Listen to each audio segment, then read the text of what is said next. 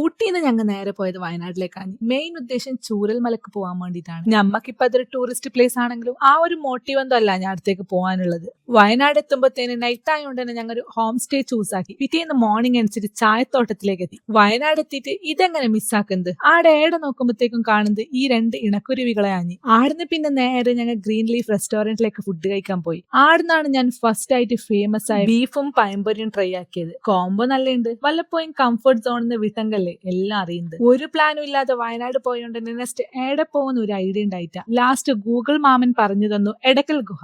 ഈ അടുത്തേക്ക് പോകാൻ ഉദ്ദേശിക്കുന്നവർക്ക് ഞാൻ ഒരു ടിപ്പ് ചെല്ലിത്തരാം. പോകുമ്പോ കുറെ ഷോപ്പ് കാണും. ആടെ ഒരേ ഷോപ്പുള്ളതെന്ന് വെച്ചിട്ട് ഫസ്റ്റ് തന്നെ എടുക്കാൻ നിൽക്കണ്ട. മൂഞ്ചും. ഫസ്റ്റുള്ള ഷോപ്പിലെല്ലാം ഡബിൾ റേറ്റ്. ഇതാ കുട്ടിക്കളി മാറാത്ത ഒരാൾ. ഇടയ്ക്ക് വരാൻ ഉദ്ദേശിക്കുന്നവർ നോട്ടാക്കി വെക്കാം. മൺഡേയുടെ ക്ലോസ് ആണ്. ഈ ടൈപ്പ് ഡ്രസ്സ് വിട്ടിട്ട് ഇത് കയറാൻ വന്ന എന്നെ സമ്മതിക്കണം. എല്ലാവരും ഒന്നിച്ചിട്ടുള്ളതുകൊണ്ട് തന്നെ നല്ല ആസ്വദിച്ചാണ് ഞങ്ങൾ കയറിയത്. അല്ലെങ്കിൽ ഞങ്ങൾക്ക് ബച്ചീട്ട് പോട്ടി.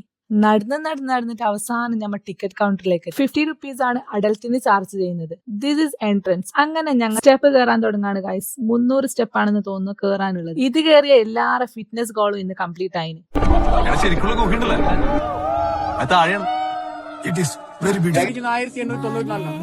ഇവിടുത്തെ മലബാർ പോലീസ് സൂപ്രണ്ടായിരുന്ന ഫെഡറിക് ഫോക്സ് എന്നാണ്, ഇംഗ്ലീഷുകാരനാണ്. അയാൾ ഇവിടെ നായാട്ടിന്റെ ടൈമിലാണ് ഗുഹ കണ്ടുപിടിക്കുന്നത്. ഒരു കമ്മ്യൂണിക്കേഷൻ ഇല്ലാത്ത ടൈമിൽ പുറത്തു പോയ കണ്ട കാര്യങ്ങൾ ഉള്ളിൽ വന്ന് കല്ലിന്റെ മേലെ കല്ലുളികൾ കൊണ്ട് കൊത്തി വരച്ചിരിക്കുകയാണ്. ദാ കാണുന്ന ആടുന്നാണ് ഞമ്മ ഇപ്പൊ വന്നത്. ഷോ നമ്മളെ സമ്മതിക്കണം. ലാസ്റ്റ് കേറി നമ്മളെ വ്യൂ പോയിന്റിലേക്ക് എത്തി. ഏകദേശം 30,000 വർഷം മുമ്പ് ശക്തമായ ഭൂകമ്പത്തിൽ പാറകൾ പൊട്ടിപ്പിടുന്നുണ്ടായ ഗുഹയാണത്. അങ്ങനെ ലാസ്റ്റ് കേറിയതുപോലെ തന്നെ കീയാനുള്ള തത്രപ്പാടിലാണ്. അങ്ങനെ കേറിയതും കീഞ്ഞതുമായ കെട്ടിറങ്ങാൻ വേണ്ടിട്ട് ഞങ്ങൾ എല്ലാവർക്കും മോരെടുത്ത് എല്ലാവരും എടുക്ക കയറിയിട്ട് ബച്ചീനി അങ്ങനെ ഇങ്ങനെയല്ലേ ചെന്നു. ഞാൻ എല്ലാവരും ചെന്നു. ലൈഫിൽ ഒരു ടൈം അങ്ങനെ ഇത് എക്സ്പീരിയൻസ് ആക്കണം. നമുക്ക് അങ്ങനെ വെച്ചിട്ടൊന്നുമില്ല. സംഭവം എല്ലാവരും ഒന്നിച്ചിട്ടുള്ളതുകൊണ്ടാന്ന് തോന്നുന്നു. അങ്ങനെ ഞങ്ങൾ ആടെ ഇറങ്ങിയിട്ട് ആടിന്റെ അടുത്തുള്ള ഒരു ഹോംലി റെസ്റ്റോറന്റിലേക്ക് കയറി. ഹോം ഫുഡിൽ ഇഷ്ടപ്പെടുന്നവർക്ക് നല്ല ബെസ്റ്റ് ഫുഡാണ്. അപ്പൊ ശരി, ബൈ.